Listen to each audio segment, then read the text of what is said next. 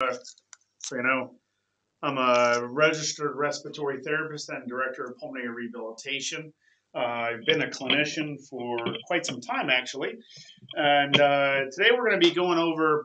There was some, I guess, confusion with like other respiratory muscle trainers out there. Like, there's a lot of different types of, there's like, they got breathers, and you have like coffee straws and and stuff like that. You have different types of respiratory muscle trainers. So there was a lot of confusion of why, the Delta-V, this is a Delta-V, okay? Why is the Delta-V better, and why do we use Delta-Vs for our pulmonary rehabilitation program? As you can see in our pulmonary rehabilitation program, a lot of people do exceptionally well in the pulmonary rehab program, but it all depends on, first, it depends on the knowledge of the clinician. I've won over 6 awards in pulmonary rehabilitation. I won a national award, 6 national awards and 1 global award. And anyways, I'm not trying to be egotistical. I'm just letting you know that in therapy, it's how much education, how much knowledge, how much experience the clinician has to get other people better. So I'm gonna go over a few things. There's a video I want to kind of show you really quick of why we use Delta-Vs and why do we not use other ones. By the way, we used to use other devices out there, okay? But the Delta-V is the best one, okay? For good reason. And let me kind of share with you, all right? Really fast. Let me kind of share with you. If you have questions, just write in the comments section or chat away. I'll try to answer them. I'm a pretty busy person, especially as a respiratory therapist and director of pulmonary rehabilitation. But I'll try to answer all the questions I can. But if you ask a question on here, I'll try to answer right now. Anyways, let me show you something really quick. Yeah, I just, that pulmonary rehab with COVID makes all the difference in the world. Let me, so you can see, this is an actual patient. And by the way, I'll show you, you'll see in a second how many patients, in the world. I mean, I just wouldn't be where that have been using Delta. We couldn't show, tens of thousands of them, so we just showed a bunch. But there, she has a Delta-V. It really was life-changing. Yep. Welcome to the new Delta-V, which stands for change in volume, or lung volumes. The Delta-V is a new respiratory muscle trainer, or RMT, of course, that's designed and developed by a respiratory therapist that has won over 7 national awards in pulmonary rehabilitation, Alexander Grachuan, or yours truly. I must have rehabilitated over tens of thousands of patients that have lung and heart disease. I had to have rehabbed, I'm not sure how many people I've rehabilitated. When people go to me for virtual pulmonary rehabilitation, they don't need me afterwards, ever again. After they're done, they got their lungs back, they got their life back. They can walk, they can talk, they can do whatever they want. That's what pulmonary rehab is supposed to do. But what we do in pulmonary rehab is it's not just exercise and things like that. It's a lot of different other things. What a lot of pulmonary rehab programs do out there, and I'm not trying to put anybody down just because we're really good and we hold a 98 percentile while the national average is 30%. It doesn't mean I'm putting anybody down, because there are some really good ones. Like Innova has a very good one. I mean, my goodness, there's a lot of good pulmonary rehabs, but there's a lot of pulmonary rehabs that will just throw you onto a bike or onto a treadmill and you just work out and they just check your pulse ox. That's not pulmonary rehab. So the therapy and the techniques that you do in pulmonary rehab is actually what matters. It's what really counts. So I want to bring up why do we use Delta-Vs than other respiratory muscle trainers? So let me demonstrate.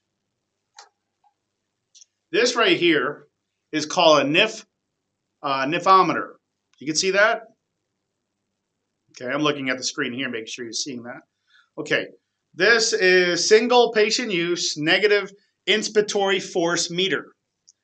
It's specific. It's kind of blurry on there, but you can kind of see it because it's, like I said, it is blurry.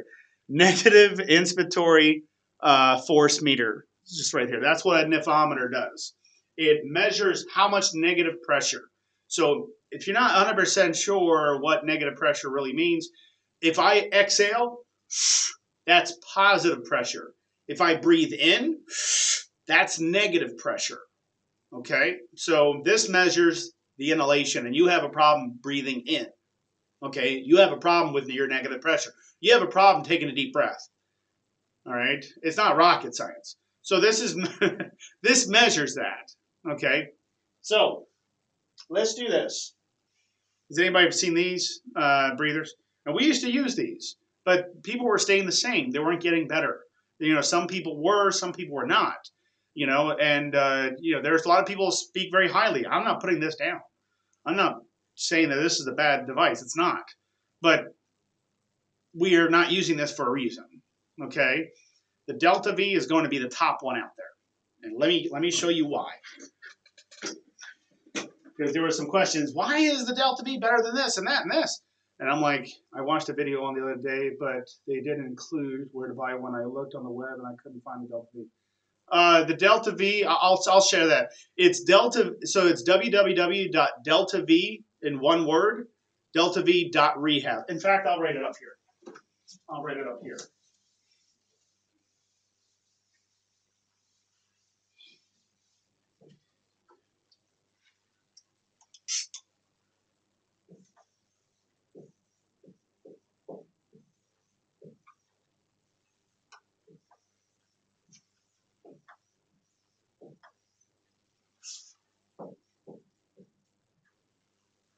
Okay, www.deltav.rehab, and it's not there's no .com after that. That's all you put in. DeltaV.rehab, and that's where you can get one. Let me show you here the reason why. Oh, you're very welcome. You're very, very welcome. And so I have this right now on a breather. And mind you, like I said, I want to make sure we are understanding. I'm not putting anybody's stuff down. I just want you to understand why we don't use this. Okay? And there's nothing wrong if you bought one. I'm just trying to give you some insight. So on exhale, I have a 5. Inhale, I have a 6. Okay? That's the highest setting it can be at. It's no higher setting. Okay? So I'm going to take the nithometer, all right? And I'm going to attach this device. I took the mouthpiece off and replaced it with the other piece that it comes with. I'm going to place it in here nice and snug. Okay? Now, I'm going to breathe in through this spot so we can measure the negative pressure. Okay, right here, as you can see on the nithometer, let me share some light on this. So there's 10, 20, 30, 40. By the way, if anybody can breathe in at 40, okay, let me show you right there. Maybe a little easier. Bring it this way.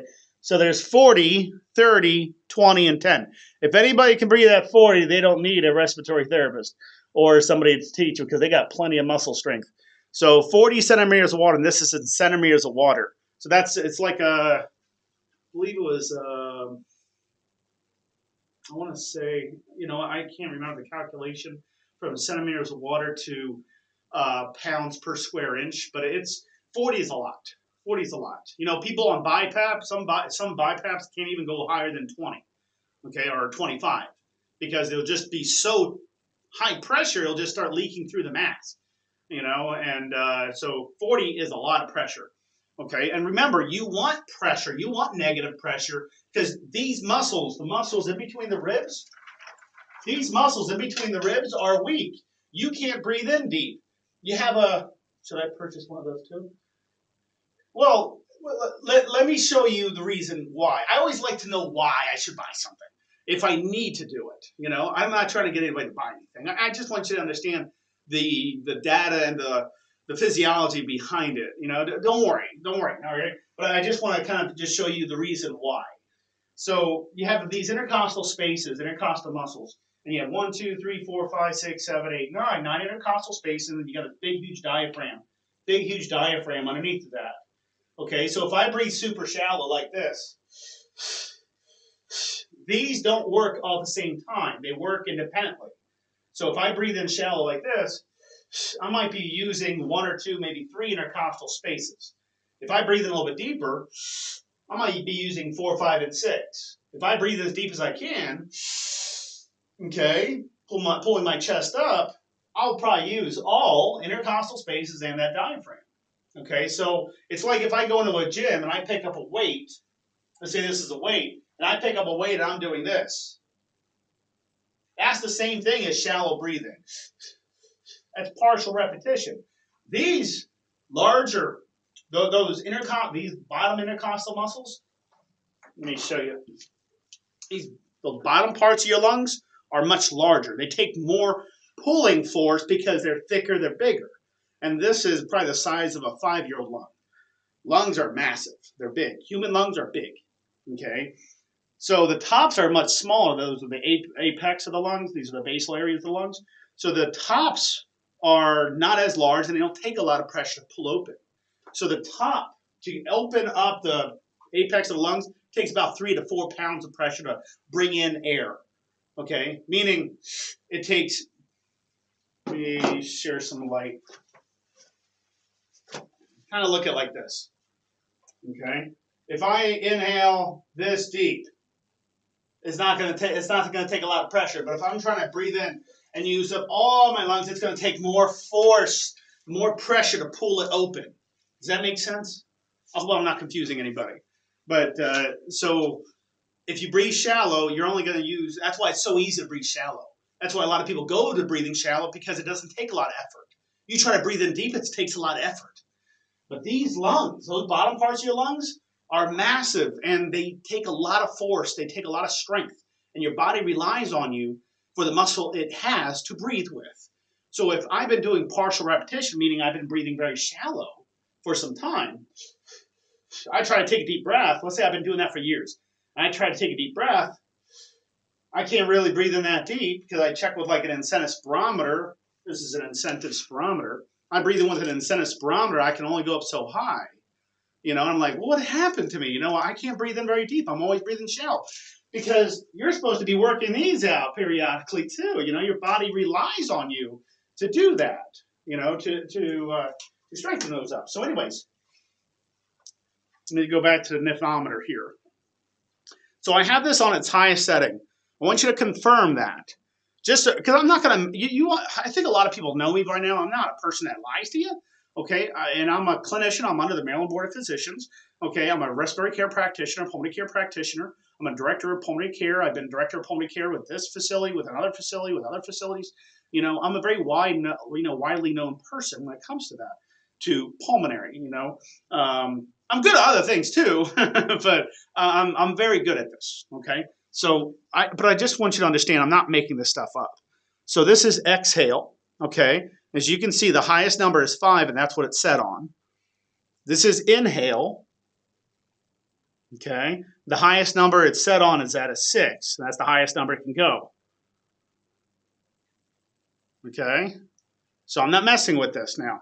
Okay, when I breathe in, there's an orange marker right here. Okay. When I breathe in, sorry, 1 second. Because it's hard to see it with like this. So when I breathe in through here, okay, when I breathe in, it's going to measure how much pressure it took to breathe in through here. Okay, that's what it's measuring. It's measuring negative pressure. So I'm going to breathe in at its highest setting. Can you guys see that?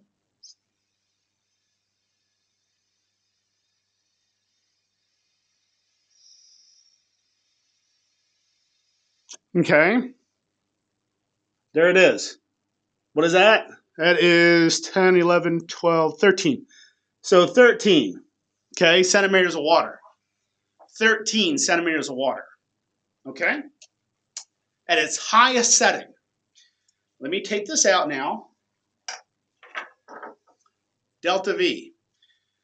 Now, would you exercise muscles? 13 is not a lot. That's a very, very low pressure, by the way. So it's like if I breathe in right now, how much negative pressure? There wasn't any negative pressure. I just breathe in. Okay? So it's like if I go into a gym with no weight, and I have no weight in my hand, okay? I know I'm using analogies here, but if I have no weight in my hand, I'm doing this, am I really going to build up muscle? No. So I need some weight, right? So here's the Delta-V. I'm going to have this set right now to a 0. As you can see, there's a 0. I know it's hard to see, but that's a 0 right there. And then it goes all the way up. Let me show you. It goes all the way up to a 7. Now, I'm not even going to attempt a 7. All right? That's for people that want to try to spit through concrete. I'm kidding. But I'm going to put this at a 0 so you understand it's at a 0 right now. Okay? Now, I'm going to reset this. As you can see, I'm going to reset this back down. Okay? The diameter is fully open, so there should be barely any resistance on this. So I'm barely going to get this moving, but I'm just showing you. Now remember, the other respiratory muscle trainer was at its highest setting. Okay? I'm going to breathe in through this. It shouldn't move very much at all.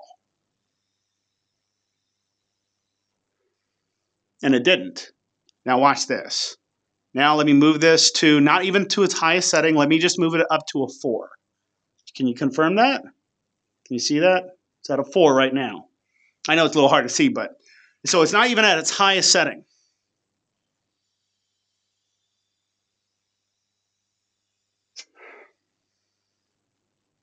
Okay, so that's higher than 20. And why is this label in green? I didn't make it like that. That was manufactured that way. That's a good optimal. That's a very good optimal negative pressure. That's the amount of pressure a human being should be able to do. Okay, this was at a 4. Okay, at a 4. By the way, I have a camera right here, and there's a screen, so I'm making sure you guys can see it. So if you see me looking at it in a different direction, that's the only reason why. Now watch this. Let me put this up to a 5. Okay? Heck, you know what? No, you know what? I'll just leave it at a 5. Can you confirm it's at a 5? I know it's hard to see. Okay, so it's at a 5. Now watch this. Okay? So I have a reset. It's right back to base. As you can see.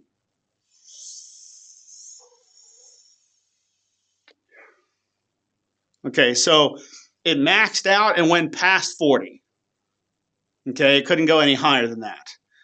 The pressure, thank you so much. The pressure on this, the weight settings on this is much more advanced. But I want you to understand that there's still nothing wrong with this device. The reason why we use this is because, not just with a nephometer, I just wanted to show you. Okay. Basically, you take an incentive spirometer. If I have this on its highest setting and I'm breathing in, you can confirm it because it's at its highest setting. Okay. I'm going to breathe in. I can do it. I can do it. No problem at all. If you have one of these, you can probably, if you take it to the highest setting and breathe in and out, you can do that. Easy. Like super easy. Okay. But is that the actual weight setting? It's how fast you breathe in. Okay. It's how fast. Look, if I have a small coffee straw, I try to breathe in super fast. Very tough to do through a small little diameter coffee straw. Little stirs. Okay. But if I breathe out slow, I can do that just easy. It'll take me some time because the pressure is very great. It's how fast you breathe in that makes the weight. But if I breathe super slow through this, even through this, and through this, I can still do it if I'm breathing super slow. So how fast are you supposed to breathe through this in order for you to actually do it correctly, to get the best benefit out of this? That's what the manufacturers on this, if you look at it, they don't show you that. So why do we use this on our pulmonary rehab program? Because when you put it in, I can literally tell, and you can see it yourself, if you're breathing in fast enough by taking the Delta-V, putting it onto an incentive spirometer. This is an incentive spirometer. This is a flow meter. Okay? So if I breathe in super slow through this,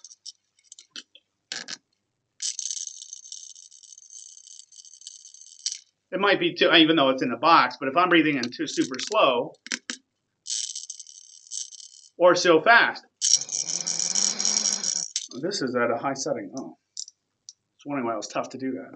So if I'm breathing in too fast, you're going to do it incorrectly. Your goal is obviously not to breathe in too fast. You know, if I exhale, remember the top lungs are the first ones that lungs never open up like this. They open up top first, middle second, bottom last. Your problem is you can open the tops because that's what you're breathing and using right now. But the bottom ones are a little bit too stiff because you're having a hard time opening them up. So when you attach a Delta-V to an incentive spirometer and you keep this between the arrows on the proper indicator or between the box, depending on which type of device you have, okay? And let's say this is at a 0 right now. So I breathe in.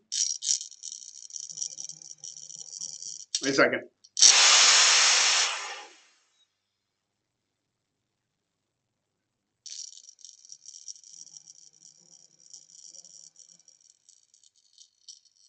Exhale.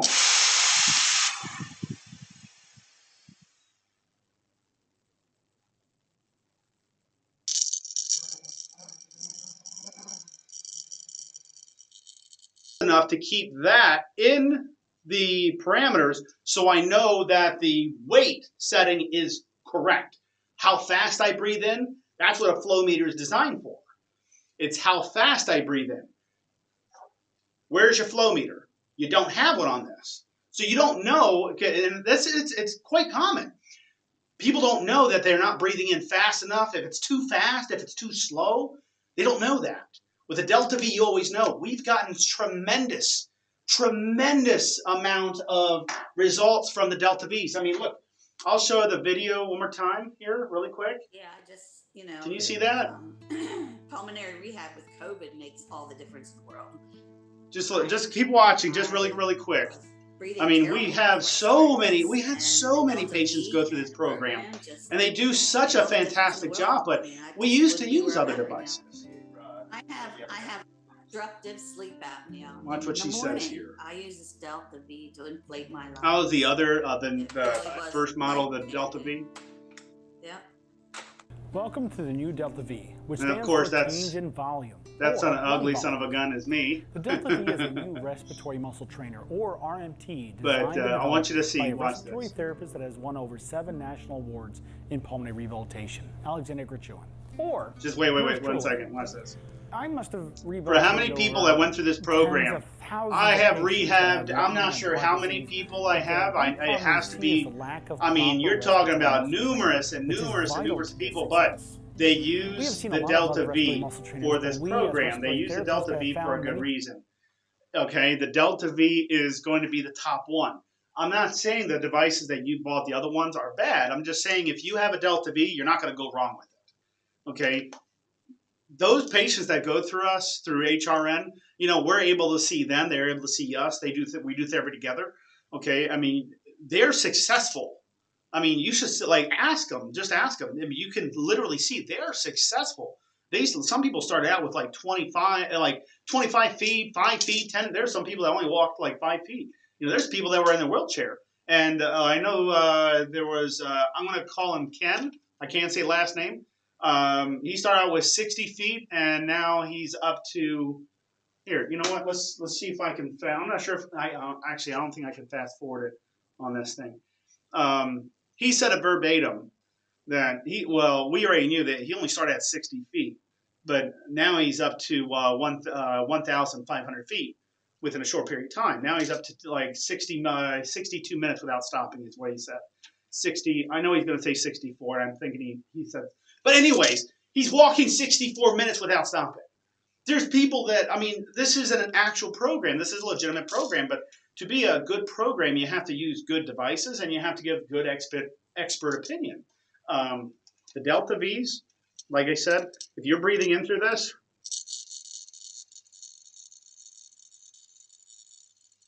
you keep that always in the indicator. You're always doing it right. There's no second guessing. Okay? Doing this, unless you're breathing in, and this is the highest setting. This is more of a challenge. Okay? But you want a challenge. You know, anything, you guys know, I mean, anything worth doing, if worth accomplishing is not going to come easy. You know, you have a weight that you can't pick up. You don't start with the heaviest weight. You start with a lighter weight. So on a Delta-V, you can go all the way down. Start with a 2 or a 1.5. Start with that and work your way up as you go. Unless you want to start with the heaviest weight there is and start with a 7. I wouldn't even suggest a 7 at first, you know, unless your goal is to, you know, go up to high mountains and things like that. But if you have and thank you very much, guys. Thank you very much for your comments. But like I said, I'm not putting down any other devices out there. But let's see.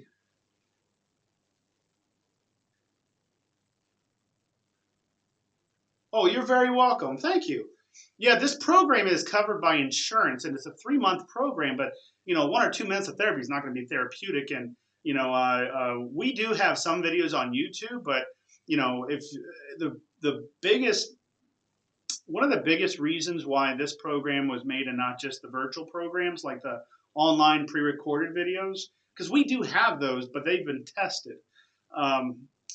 If I see somebody's like, let's say you're coming in.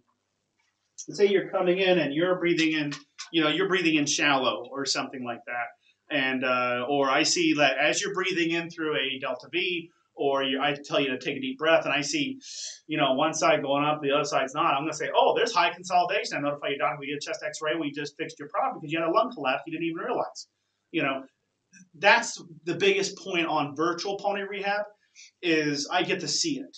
And if I can see it, or the other clinicians can see it, we can do something about it. You know, I mean, it's an easy fix if we know what's going on. But if you're doing something like pre-recorded and we're not able to see you, it might get you far, but it won't get you so far. You know, so in this program, it is covered by insurance. People that usually pay no out-of-pocket, because I understand things are tight out there. We are clinicians, and I mean, there's clinicians quitting all over the place. There's nurses. If you guys seen the news, I mean, there's nurses that are like every single. I can't believe it. You know, there's all these nurses quitting because of the vaccine. They were mandated vaccine, and I understand that they're right and stuff, but it's pretty rough out there. And they're quitting all over the place, and hospitals are offering like $30,000 sign-on bonus. I'm not joking. They're offering and people just don't want to take it. They just don't want anything to do with it. So you know, in the medical field, it's very expensive. You know, I wish I could do something for $1. I can't. You know, I need to make a living too, and the doctors and everybody else needs to. You know, that's the reason why it's a business. You know. Yeah, exactly. You know, pulmonary rehab hasn't been recommended by doctors, and a lot of doctors don't even they know about the concept of pulmonary rehab, but they don't. I guess that what Dr. Shaw told me was, and he's our CMO, and he said chief medical officer. He told me when he said a lot of doctors understand the concept of pulmonary rehab, but they don't realize the big benefit because the average out there is 30% on its success rate. So it's like not a lot's going to happen. You know, our program is at 98%. 98. It's the industry highest. When we're going into things like there's what's that Banner? There's Banner Health. It's a big, you know, and it's a very big, very large structured hospital system. And we're going into some of the. I mean, we have hospitals all over the place that are working with us, and you know they have their own pulmonary rehab program, but they want to outsource for something that's complementary to theirs. So remember, we don't replace their pulmonary rehab. We're a virtual program, but our success rates are a lot higher than everybody else, at least so far. Okay, so it is at 98 percentile, meaning that let's say the average is 30% and you have 100 people coming in, 30% would be successful. They would benefit from it. 100 people go into our program, okay, only 2 people would not get as high as nearly 98% of them would actually not just benefit and graduate. So it's a higher, you know, it's a higher success rate, but it's how we structure the program. So we work out respiratory muscles. We pick up your volume, getting more areas in your lungs to open up, to get more oxygen to come in, more CO2 to come out, decrease your work of breathing. I mean, there's a lot. There's a lot involvement. A lot of people think that pulmonary rehab, you just learn pursed lip breathing. That's not true. You not just learn that, you learn about 1,000, here you learn about 1,700 different types of exercises. Yes, if you go longer than 3 times a week for 3 months and you wanted to go longer, of course. Some people, you know, I love these, I really do love these guys. When some people graduated, yes, but when some people, it's funny you mentioned that. When some people graduated, they got upset when we told them that you graduated. I said, you're going like 3 miles. You went up 10 flights of stairs. What's your problem? Go have your life. He's like, no, because as soon as I stop, I'm gonna do bad. I was like, no, that's not how. I said, how long did it take you to see a son of a gun like me? So once you get your lungs back, don't you think you have a little more time than? But anyways, I love these guys. I really do. I have so much respect for all those people that go in because I'm like a drill sergeant. I'll push you and I don't stop. I'll keep pushing you. Will the rehab help person if he's on oxygen and will help him give it off? Oh yeah, it's a 98 percentile on its success rate. 98 percentile. So a lot of people, and I think we have the stats. I'm not going to lie to you. Yes, of course. I mean, anybody been in our program in here? If you have, just shout out. Yeah, that's the truth. Of course, you. Seriously, we get people from end stage back up to moderate or mild when they're at end stage, like not severe, but very severe. They're working like with one alveoli. We open up the lungs a little bit more. You know how we do it? You know, it's not just with like respiratory muscle training, but let me show you something. It might be, okay, so like right here, why is the top parts of an emphysemic lung more damaged than the bottom? The bottoms aren't as messed up as the top. Because when you breathe in, remember I was showing you how to breathe? When you breathe in, you're only exposing the tops. So all the exposure to environmental pollution, household cleaners, dust, pollen, smoke inhalation, you name it, all that exposure is going to the top. So the top's all getting exposed. But you can't breathe in deep, so you can't even open up the bottom parts of your lungs. So if we strengthen up those intercostal spaces a little bit more, okay, and get them to be opened up, then I want you to think about it. Is the bottom parts of your lungs, can they still be, were they as messed up according to the model, which I didn't make up, we buy them like that, but is it possible that the bottom parts aren't as damaged? So if we open those up a little bit more oxygen will come in because they're not as diseased. More CO2 will come out, decreasing our work of breathing. Yeah, of course you can come off oxygen. Don't think this is permanent. We had people that were on oxygen 8+ years, and they're off oxygen permanently. And now we can't guarantee. All we can say is that, of course, you're going to benefit from the program, but because it depends on how much effort you put into the program. So it's 3 months long, but if you show up every single day and you actually put the effort in, without a doubt, you're going to benefit. I mean, it's not rocket science. You're going to go far, But if you're opening up those bottom parts of your lungs, get them to be used more dominantly on your breathing. So instead of breathing shallow, I'm teaching you how to not breathe shallow anymore, but how to breathe deeper and how to walk and breathe, how to go upstairs again, and all that stuff. Once you go through that, of course, you're going to be weaning off of oxygen if you're on supplemental oxygen. That's obvious. Yes, absolutely. And no worries. But that's a really, really, really, that's really what happens. You guys are making me smile like a lot. Let me show you something really quick. Let me show you something really fast. Okay. Yeah, just that pulmonary. Can you hear her? Can everybody hear her? Yeah, let me bring that up a little bit. Terrible before I started this, and the Delta-V and the program just made all the difference in the world. I mean, I just wouldn't be where I'm at right now. I have obstructive sleep apnea. Now, this is just in the morning, I use this Delta-V to inflate my lungs. Can you guys hear her? It really was life-changing. Yep. Welcome to the new Delta-V, which stands for change in volume, or lung volumes. The Delta-V is a new respiratory muscle trainer, or RMT, designed and developed by a respiratory therapist that has won over 7 national awards in pulmonary rehabilitation, Alexander Grachuan. Or yours truly. You can't I must have rehabilitated over tens of thousands of patients that have lung and heart disease, but the one problem we see is the lack of proper respiratory muscle training, which is vital to this success. We have seen a lot of other respiratory muscle trainers, but we... I mean, these people, I'm not sure how many people I've ever rehabbed, but it has to be super, super, super, super high.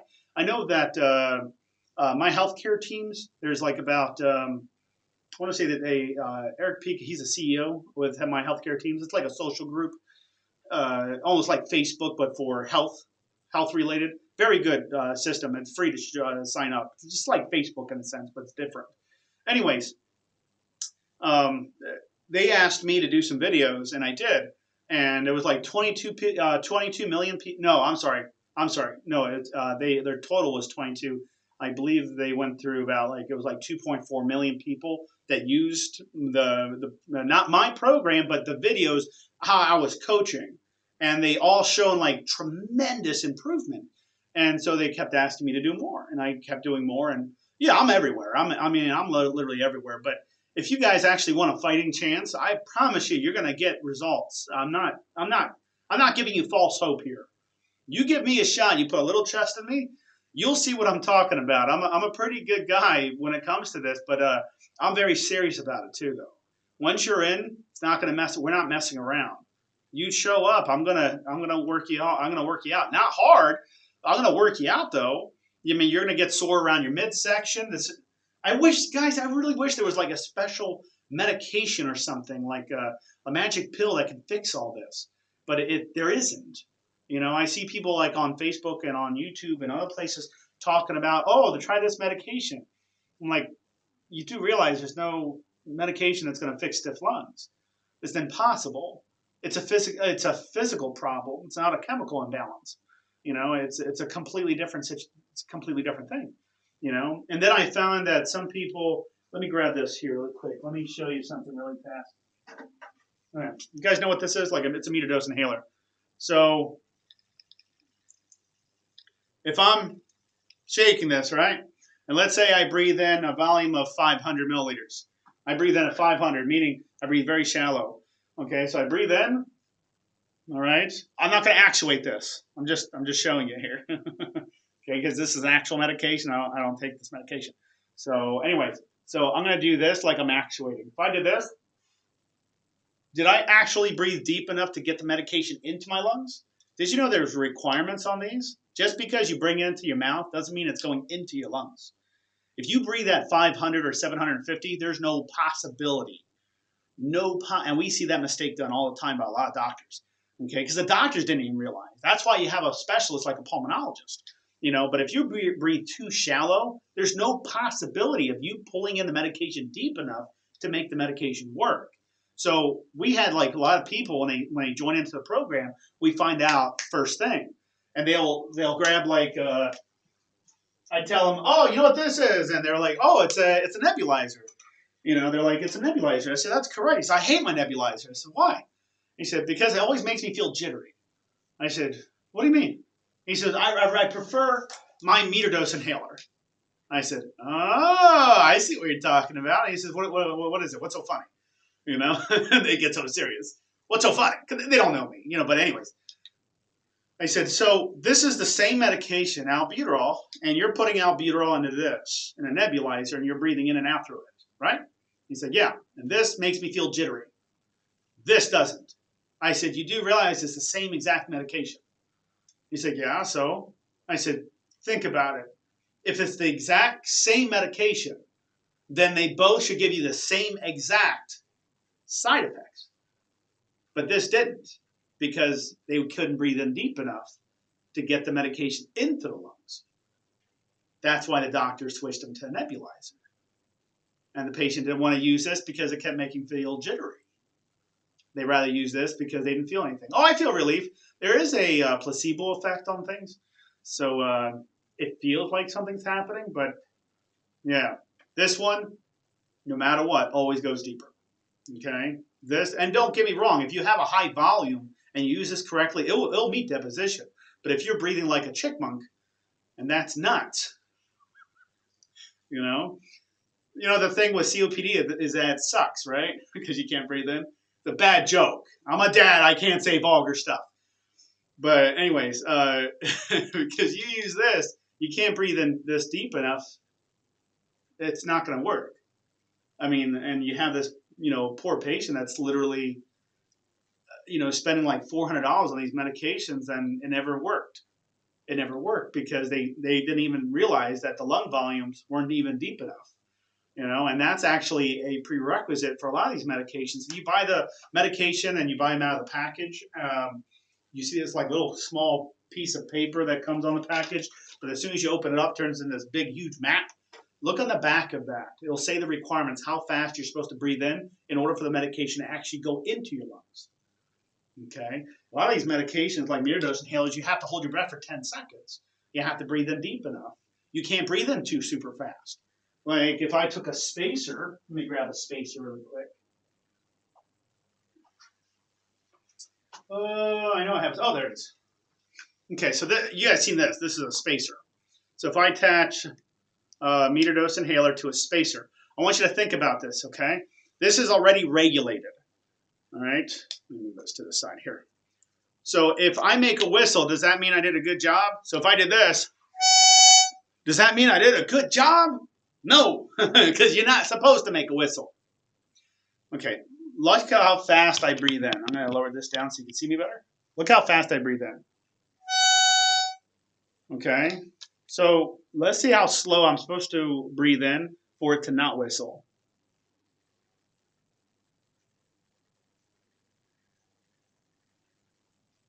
That's slow. So does that mean if I didn't have the spacer, should I be breathing in like this? No, because it's just going to hit the back of the throat. So that means without a spacer, because it's teaching me, that's what a spacer is for, is teaching it. Plus, if you have, timing complications, like you have a hard time timing and inhaling. So that means when I take this, so I actuate, then I breathe in, that's obviously not correct. And I'll show you the correct way to use a metered dose inhaler. Anyways, as you're breathing in, you breathe in a quarter of the way, you actuate it. You're supposed to breathe in that slow? Just as slow as that? Yes. Yes. So the Goonies got it wrong? You remember that? You guys ever seen the Goonies? Come on, I'm 43. Don't act like it was too long ago, because it's making me feel old. All right, I'm 43. But did you ever see Mikey? When he takes it, he's like this. And then at the very end, he throws it, after they've been rescued. He throws it, and he said, "Oh, who needs it?" That was verbatim. He said, "Oh, who needs it?" It's like, yeah, of course, because he never even took it in the first place.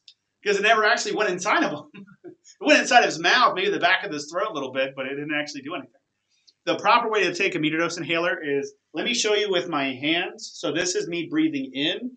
I'm using my hands to show you kind of like, so you can visually see me breathing in. So when I take an actuator, okay, I'm going to breathe in I'm going to start breathing in, okay. When I'm about a quarter of the way in, that's when I press the button and I continue the breath. So let me show you how this is done. First, I'll shake it, okay. If I just bought this out of the package, I will prime it.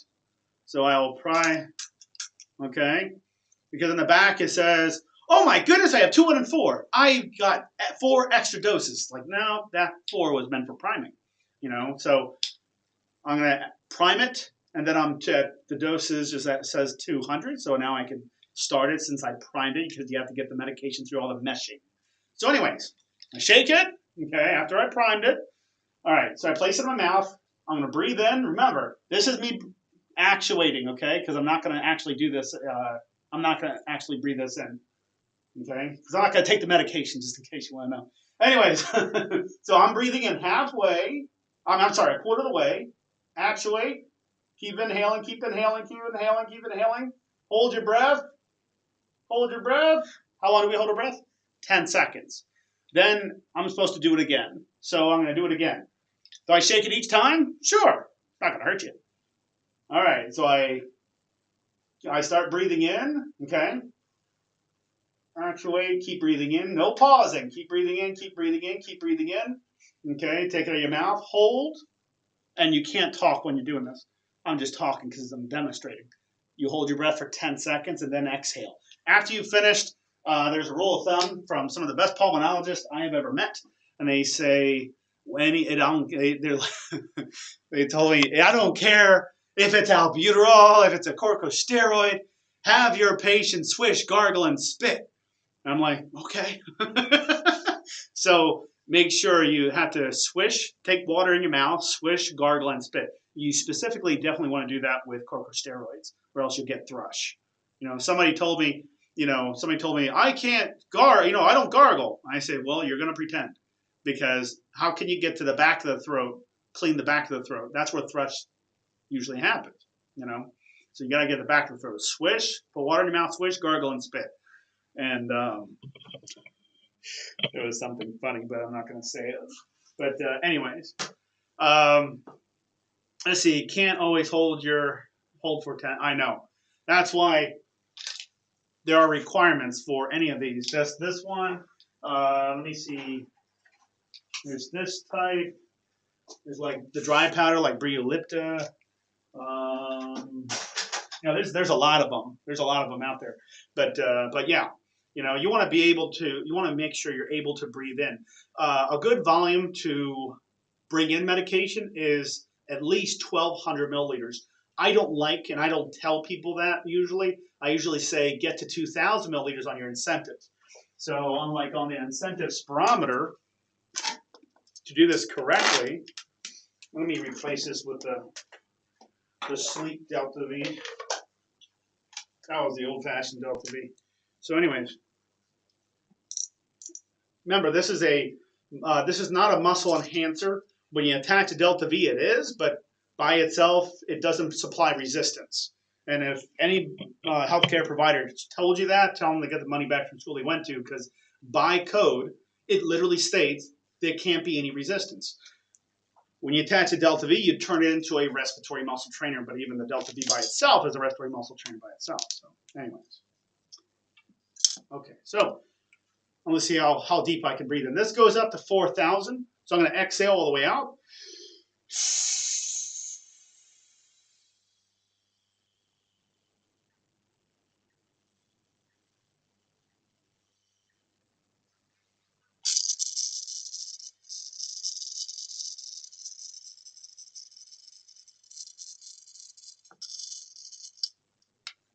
Okay, so I can keep it up to the 4,000 for some time.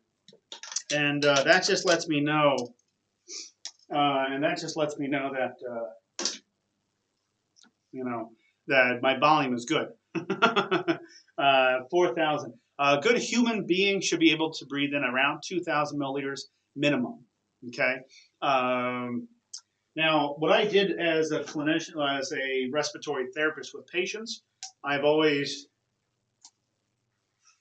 yes, deep exhale is tough, but you want to think about like this, though. It's a good comment. Think about if you had a lot of congestion inside your lungs and you had all this gunk in there maybe, and you didn't probably realize you had it in there. Think of your lungs like a sponge, like a dish sponge. You take a dish sponge, you put it into water, you clench that sponge, the water comes out, right? Okay, but you can't literally go into your lungs and clench your lungs of congestion. But if you exhale for 4 seconds or more, you might hit that glottic pharyngeal spasm. You might cause that cough because you're clenching your lungs, and you might pull out a Lego or something like that. Even though it's tough to exhale that far, you should be able to do it. And that's the big problem, is we have a problem exhaling that deep. But you are, if you have anything in there, you might cough some stuff out you didn't realize you had in there. It's a good way to clear your lungs and clean it, without actually taking a pipe cleaner and shoving it inside, like inside your throat to clean your lungs physically. But yeah, exhaling that long, you're going to get a lot of stuff out. But anyways, what I've done with a lot of patients is I've attached like a nebulizer kit, and they're like, "Why are you doing it like this?" I said, I want to show you something. I want to show you. This is actually more beneficial than you could ever possibly imagine. For some people, because we do everything virtual, okay, so we have to think outside the box. And this is one thing that was actually very helpful for me to understand that if they're breathing in deep enough. So I tell them to take their nebulizer, take the corrugated tubing off their incentive spirometer, place the nebulizer on it, take the corrugated tubing that you're supposed to breathe through, and when the machine is on, breathe in. As long as they're going past 1,000, they're always bringing, and they don't, mind you, on the nebulizers, you don't even have to breathe in at 1,000. But if you're going past 1,000, you are saturating that lung with that medication or cleaning it out. It's a very, very, very helpful tool for me. And that's why we use it in our program. So in our program, we usually tell people we need an incentive spirometer. You know, we don't always require a nebulizer kit, but we do have them available. We need a Delta-V, a pulse oximeter, some therapy bands, and some free weights. And even though it's optional, it is helpful to have blood pressure cuffs. And we'll send you an ECG device that's like this. This is an actual ECG device. It's an EKG, so we can look and see if there's any, I know, tricks of the trade, right? But this lets me know if your heart is causing the complication and not just, not just like other things.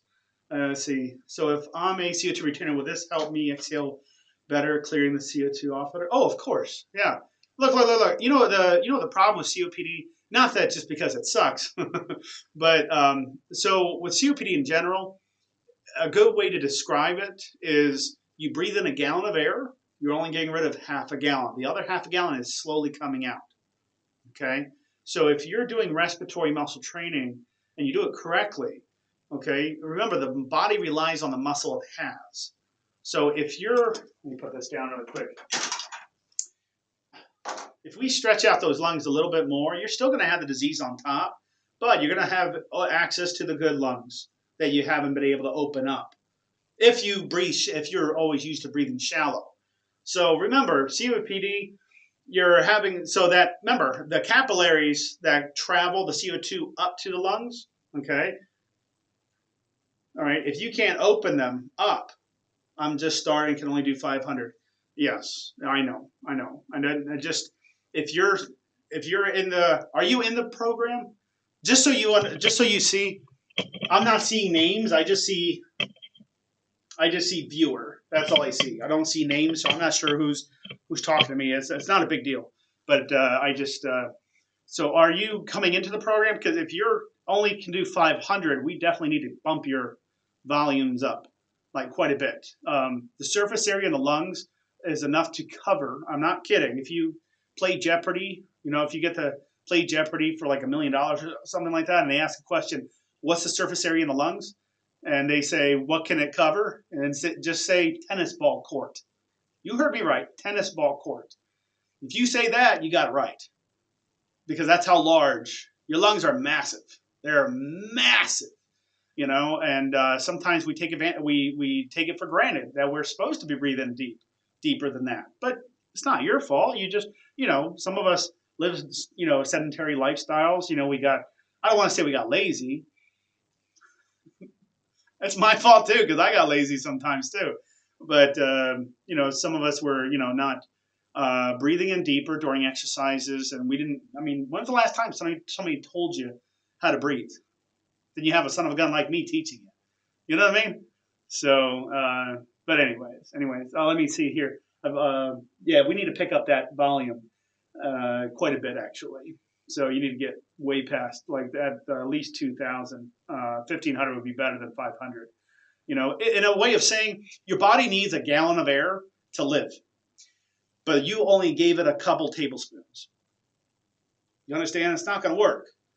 Your body needs more than that. Oh, Gail. Hi, Gail. Let's see. I bought a spirometer, and when I got it, it had one big red ball. I can't use it with a Delta because it's entirely different. Have you seen this spirometer? Are they new?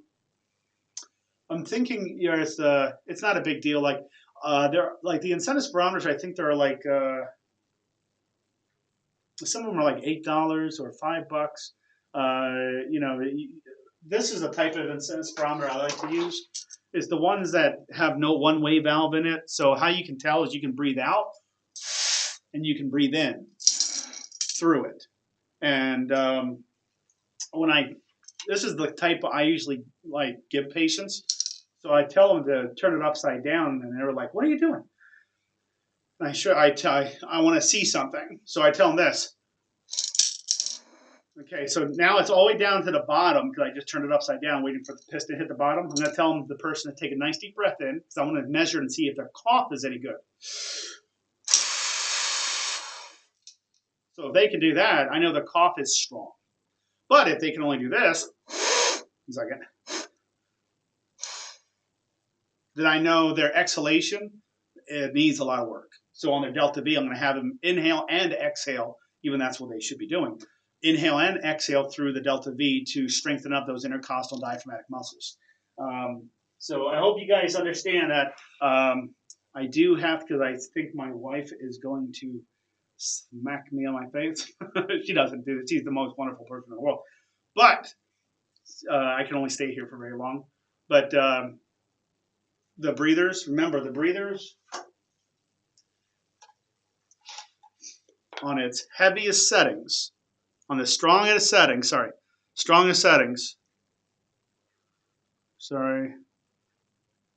and 6, okay, with a NIF manometer that literally measures inspiratory weight. Remember, negative pressure. It's called a NIF manometer. Okay, I'm not saying get this. I want you to see. All right, why is the Delta-V better than the breather? Okay, or any other devices? There's a lot of other devices. These are not the only two ones. This is the one I prefer in pulmonary rehab because I get better results with the patients. You know, I prefer using the ones like that. So let me kind of just show you really quick. Just to recap really fast. Highest settings, I'm not messing with you. Highest settings. Okay, I'm going to reset this. To be in a good setting, I want to be around about 20 to 30 centimeters of water. I'm going to write that down right there. Okay, so I have a highest setting.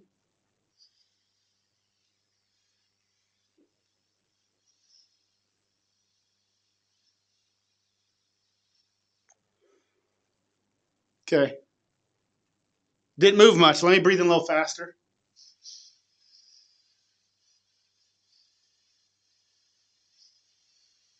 And you can hear that, right? Okay, went up close to 10. Okay, you need to be up here. Yeah, the breather, that's why we throw it away. We don't use breathers anymore because it's not as good. Let me show you. Now the Delta-V. Remember, the breather was at its highest setting. Let me move this to a 4. Now, it's hard to see, but that's a 4. The arrow points at there. Place it in there. Reset this back down to its starting point. Can you guys see that? Sorry. Okay. I'm going to breathe in.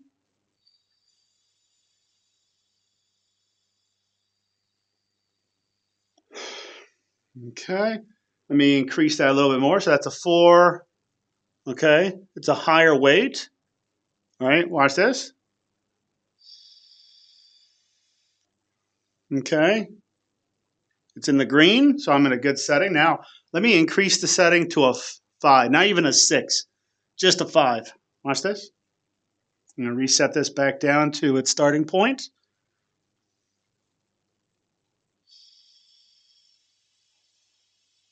Okay, that was definitely a lot. Oh, yeah. That's at 40. It surpassed it. Okay. The Delta-Vs are always going to outdo any other device. That's why we use it. A lot of people are asking, why would you say that the Delta-Vs are better than the breathers or the other devices out there, coffee straws? It's because of the flow rate ratios. It's the using it with the incentive spirometer. That's what you're supposed to do with the Delta-V. You can have it without it, of course, but when you use it with an incentive spirometer, you're taking advantage of the flow meter. Because if you breathe in super slow, you can still breathe in through any device. But if you try to keep this with there, that means you have to breathe in quick enough to make it accurate, okay, make the weight correct, You know, do you understand what I'm trying to say? So when you use it with the incentive spirometers, you're always doing it correctly is what I'm trying to say.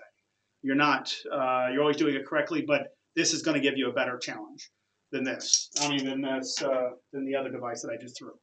Okay? Don't mess with the Delta-Vs. The Delta-Vs are the top of the line. That's how we rehab patients. Okay? All those people that are coming off oxygen and stuff, Delta-V.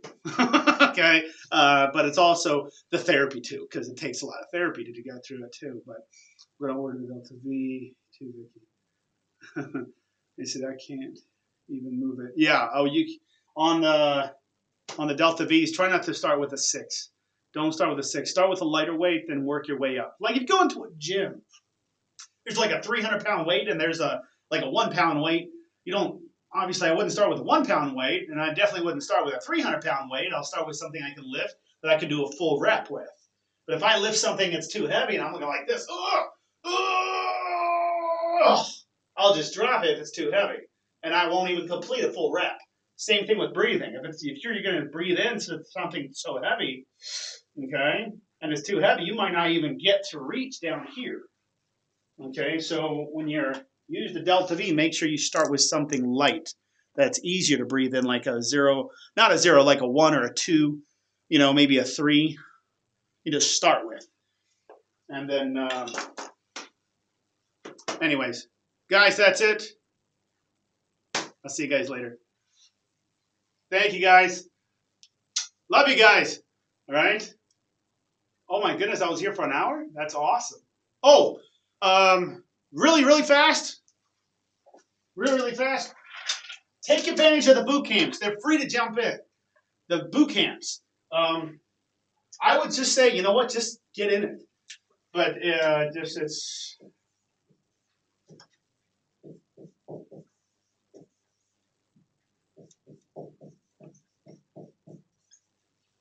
www.hrn.health. That's where you find